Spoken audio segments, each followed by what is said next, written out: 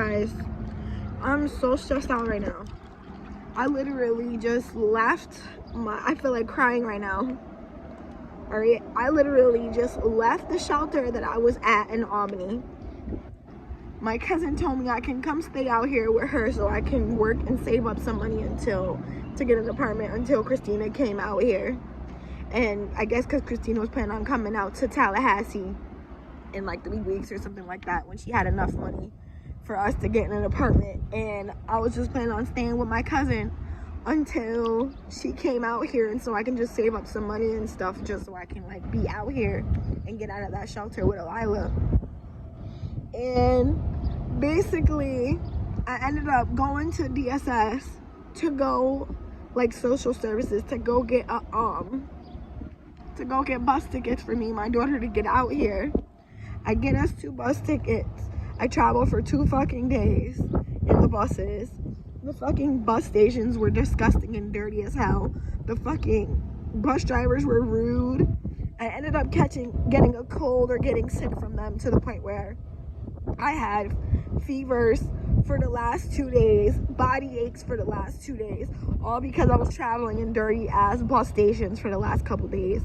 So I get to my cousin's house and her son starts spazzing out because he was mad that she didn't tell him that she was bringing somebody to stay there while he was still there.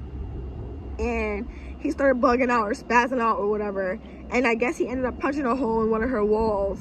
And she ended up getting upset that he broke one of her walls. And I guess apparently what she said, that he thinks that me and her were going to be turning up together and drinking and doing stuff that, you know, I guess we shouldn't be doing or whatever. And she didn't know that I came out here to work and get myself together. And he was pissed off that she bring me out here. And then he was basically trying to convince her to like pay for a hotel for me to stay here until he leaves, because I guess he leaves like in 8 days or whatever to go back home to Albany. And he basically told her to pay for me a hotel to stay until he left or whatever. Come to find out, so basically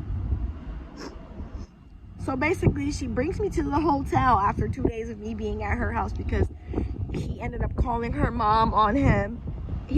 Her son ended up calling my cousin's mom and called like other people to let them know that she had somebody staying there that wasn't supposed to be there or whatever. And I guess it stressed her out, so she just said she didn't know what else to do. So she ended up bringing me and Elila to a hotel last night. She told us that she paid for the hotel for a whole fucking week because I thought it was going to give us enough time to be able to get into a shelter or something like that while we were out here. So she brings me to the hotel last night. Then she ends up blocking me on a fucking Facebook. No, she ends up blocking me on text message on the phone or whatever. And then she cash apps me $180 saying that was enough for me and Elila to catch the bus back home. So I thought I had enough time to sit here and figure out something. I tried to book me and my daughter a fucking bus to get back home, and the buses are $217 each.